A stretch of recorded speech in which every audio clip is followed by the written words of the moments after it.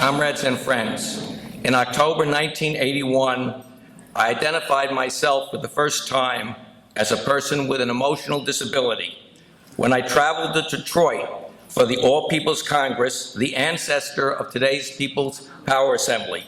And I attended the People with Disabilities Workshop, which was reported on in Workers' World newspaper by Leslie Feinberg.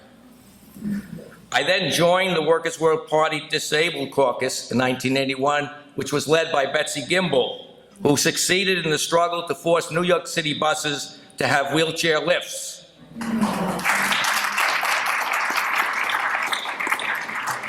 Access is the most important word in the disability rights struggle. And because such access is not guaranteed for all interstate bus travel, Comrade Brian Shea from Boston could not attend our memorial today.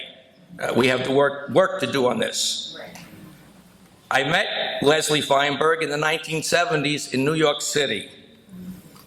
In those days, I loved working on the banners, making them, labeling them. Some people said I was obsessed with banners. Leslie offered to help. When Leslie met me, I want to say that people with emotional disabilities like me, we sometimes have trouble keeping up with our physical appearance. We often don't care. Leslie saw this. It's also very important to try to keep a job and to survive in capitalist society, to have whatever an acceptable appearance means. I would never remember to get a haircut. I wouldn't comb my hair, and I didn't care. Instead of making fun of me, Leslie announced one day that Leslie was the world's greatest barber and offered to give me free haircuts. And after I got a haircut, Leslie would proclaim what a terrific haircut I had received, which did wonders for my self-esteem. Now, because this memorial was coming up, I guess Leslie Feinberg in some way must have reminded me, so a couple of days I got a haircut. The barber did a good job, but as you can see, it wasn't as good as a Leslie Feinberg haircut.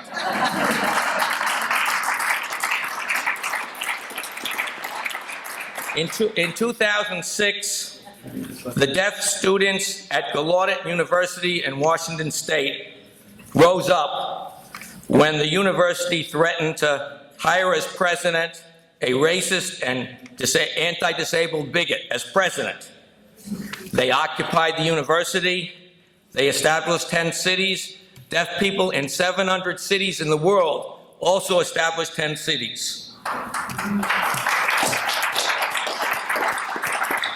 When Leslie Feinberg gave a speech at a rally, which was very often, because she was a tremendous speaker, and she talked about the disabled, she would say access for the disabled and access for the deaf because of the importance of access to sign language.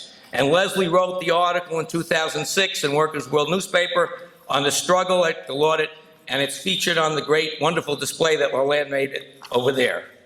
When I think of describing Leslie in 2 words, I think of revolutionary optimism. I don't know if I have ever in my entire life seen any human being with as much revolutionary optimism as Leslie Feinberg.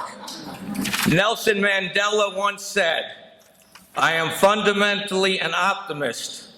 Whether that comes from nature or nurture, I cannot say. Part of being optimistic is keeping one's head pointed toward the sun, one's feet moving forward. There were many dark moments when my faith in humanity was sorely tested, but I would not and could not give myself up to despair. That way lays defeat and death." So in Leslie Feinberg's honor, when I end my comment in the spirit of revolutionary optimism, I would like to make a thumbs up gesture with both my thumbs. Long live the spirit of Leslie Feinberg presente.